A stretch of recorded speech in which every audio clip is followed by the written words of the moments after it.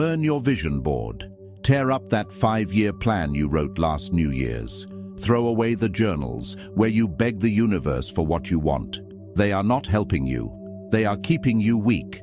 They are keeping you a servant to a future that does not exist. You have been told that to succeed, you need a goal, a shiny, perfect destination on the horizon. But look at your life. Really look at it.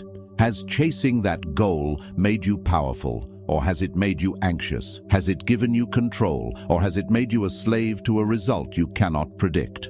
Niccolò Machiavelli, the most misunderstood strategist in history, did not have goals. He did not rely on hope.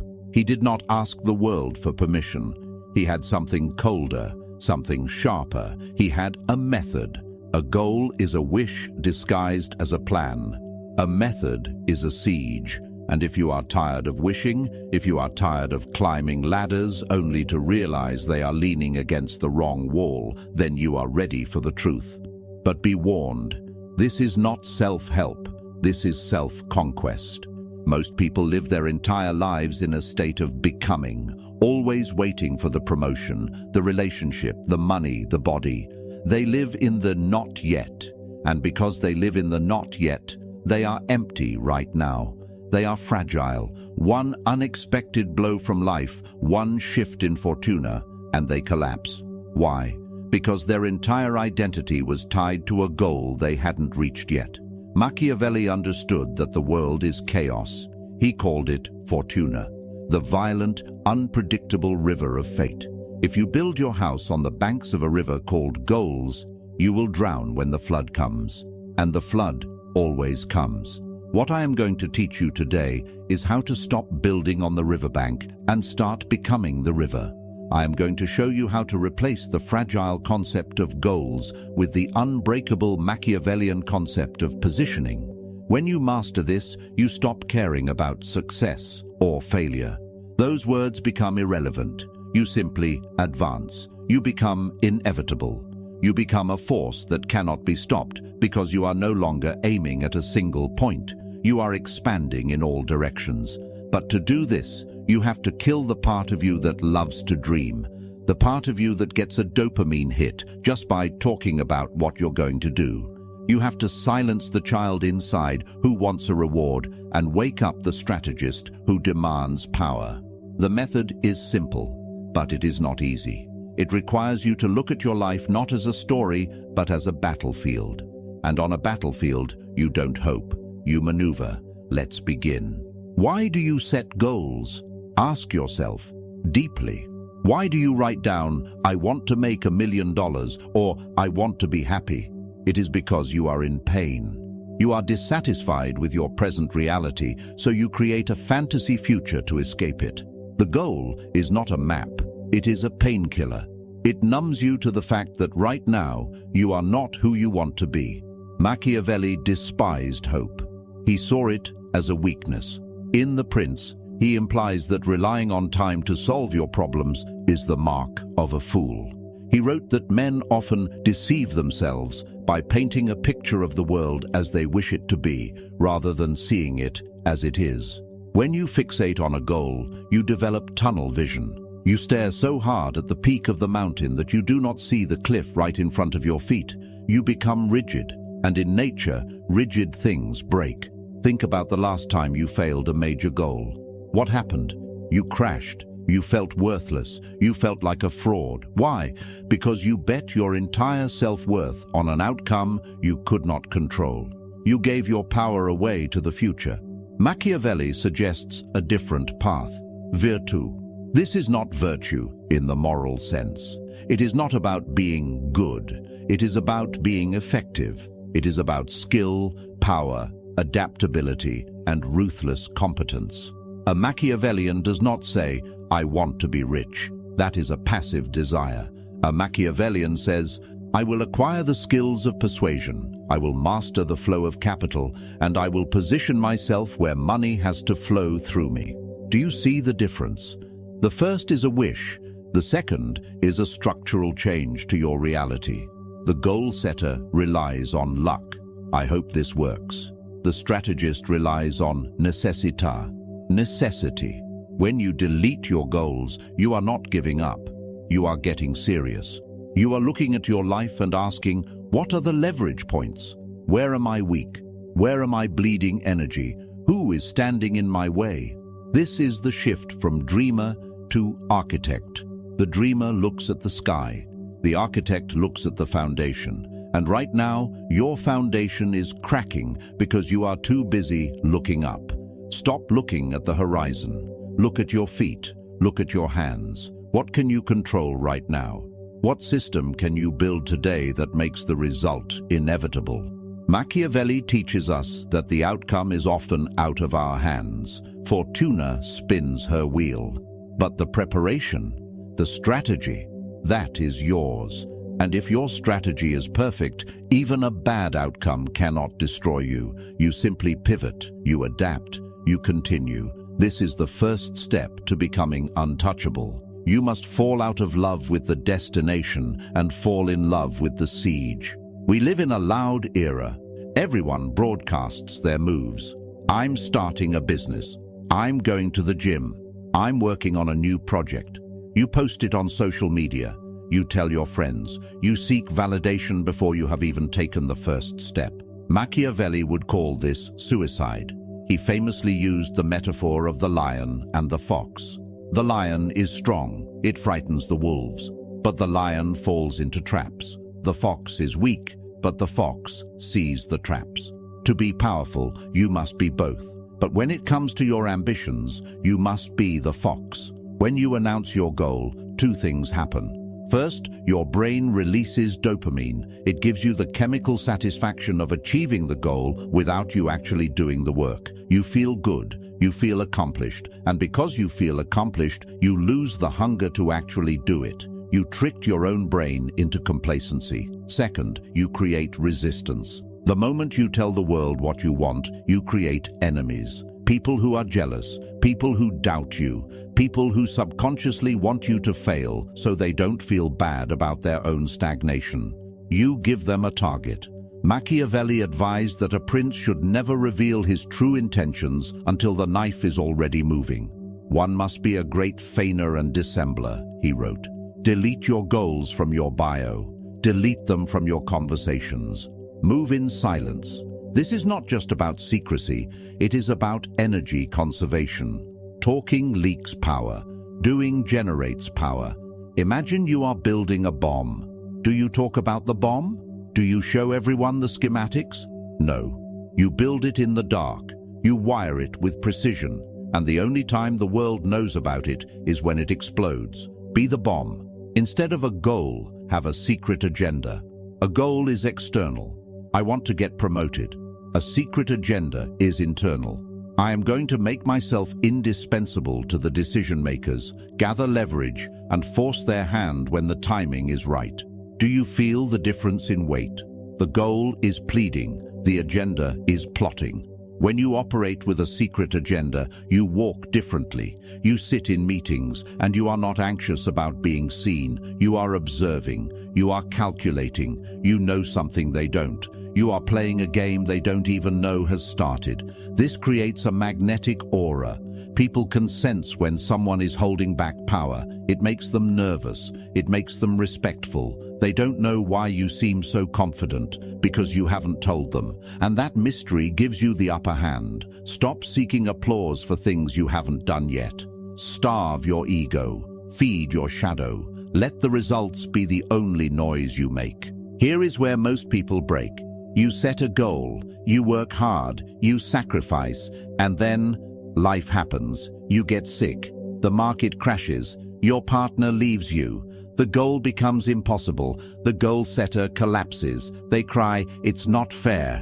They fall into depression, they feel like the universe is against them. The Machiavellian laughs. He laughs because he knows that Fortuna, luck, fate, chaos is a woman who loves to be mastered. She is wild. She is violent. She does not care about your plans. If you have a rigid goal, chaos is your enemy. If you have a Machiavellian system, chaos is fuel. Machiavelli wrote, I judge that it is better to be impetuous than cautious, for fortune is a woman, and she lets herself be won more by the impetuous than by those who proceed coldly. This means you must be aggressive with reality. When the plan fails, you do not stop. You attack the new problem. Delete the idea of a plan A and a plan B. There is only the objective and the terrain. The objective is power, freedom, control, resources. The terrain is whatever is happening right now. If the terrain changes, you do not complain that the map is wrong. You throw away the map and look at the ground. Let's say you lose your job. The goal setter. My goal of becoming VP is ruined. I am a failure. The strategist. The terrain has shifted. I am now a free agent. My necessity has increased. I will use this urgency to pivot into a higher leverage industry that I was too comfortable to enter before. Do you see? The event is the same. The reaction is opposite. One is defeated by reality, the other uses reality. This is the concept of anti-fragility.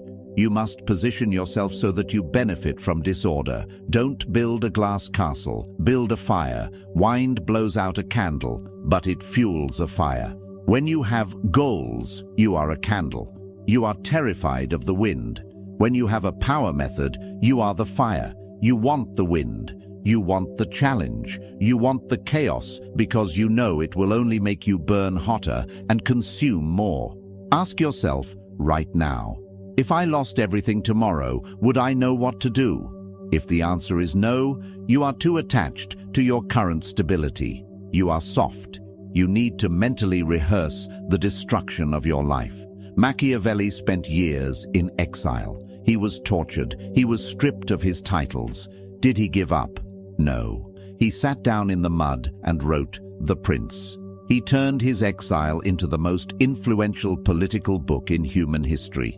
He didn't reach his goal of returning to power in Florence in the way he wanted.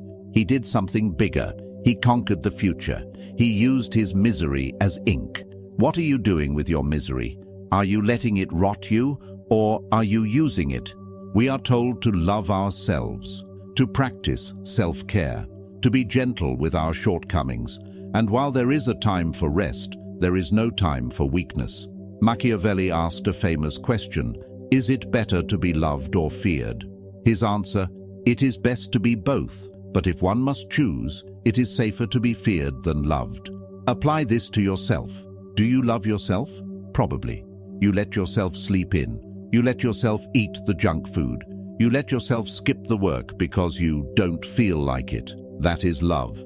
And that love is making you mediocre. You need to fear yourself. You need to fear the part of you that is lazy. You need to fear the part of you that settles. You need to fear the version of you that wakes up 5 years from now with nothing to show for it. You must become your own tyrant. This sounds harsh. It is. But look at the results of gentle. Look at where gentle has gotten society. Weak bodies, weak minds, fragile emotions. A Machiavellian ruler imposes order on chaos. You are the ruler of your own mind. But right now, your mind is a rebellion. Your impulses are rioting. They want cheap dopamine. They want comfort. If you try to love them into submission, they will laugh at you. You must crush the rebellion. Delete the goal of losing weight. Install the mandate of physical sovereignty.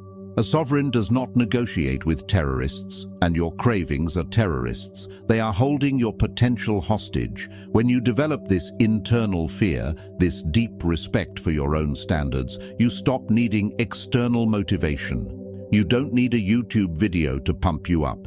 You don't need a motivational quote. You have necessita. You do it because you must. Because the alternative is being a slave to your impulses. And here is the paradox. When you are ruthless with yourself, you become freer. Discipline is the only freedom. When you can command yourself to do the hard thing and you actually do it, you feel a power that no goal can give you. You feel dangerous. You walk into a room and you know, I can control myself. Therefore, I can control this room. Most people cannot even control what they eat for breakfast. How can they expect to control a negotiation? How can they expect to control their destiny? Establish the law within yourself. Write your own constitution. I do not complain. I do not speak of plans, I execute them. I do not react to insults, I analyze them. Violate the law and punish yourself. Keep the law and reward yourself. Be a fair king, but be a strong king. So if we delete the goals, what replaces them? What does the Machiavellian power method actually look like on a Tuesday morning? It comes down to 3 pillars: positioning, leverage, adaptability. Positioning: stop asking, what do I want to achieve? Start asking, where must I be standing? If you want to be rich, position yourself in the flow of money. Don't set a goal to make $10,000. Go stand where the $10,000 is being exchanged. Learn the language of that place. Adopt the customs of that place. If you want to be strong, position yourself in environments of resistance. Success is not a sprint, it is a location. Move your body and mind to the location where success is the natural byproduct. Leverage. Goals are linear. 1 + 1 = 2. Leverage is exponential. 1 + 1 = 10. Machiavelli didn't try to fight every battle himself. He used alliances. He used other people's armies. Look at your life. Are you doing everything with brute force? How can you use technology? How can you use other people's time? How can you use other people's money? The strategist asks, how can I get the maximum result with the minimum necessary effort? This is not laziness. It is efficiency. It is conserving your energy for the killing blow. Adaptability. Wake up every day and read the room. Read the market. Read your own energy levels. If you are tired, do low-energy strategic work. If you are energetic, do high-energy execution work. Do not force a square peg into a round hole just because your schedule says so. Be water.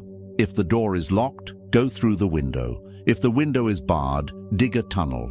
If the ground is too hard, wait for rain to soften it. Never stop moving, but never be afraid to change the direction of the movement. This method is simpler because it removes the emotional weight of failing. You cannot fail if you are constantly adapting. You can only be delayed, and delay to a strategist is just time to sharpen the blade. When you delete your goals and adopt this method, something shifts in your eyes. You stop looking desperate. You stop looking like you are chasing something. You start looking like you have something. People are drawn to certainty. In a world of anxious goal setters, the man with a system is king.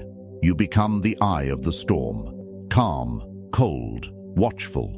While they are running around screaming about their 5-year plans, you are quietly laying the bricks of an empire that will stand for 50. You stop getting high on the fantasy of the future and you start getting high on the control of the present. Every action becomes a ritual of power. Every silence becomes a maneuver.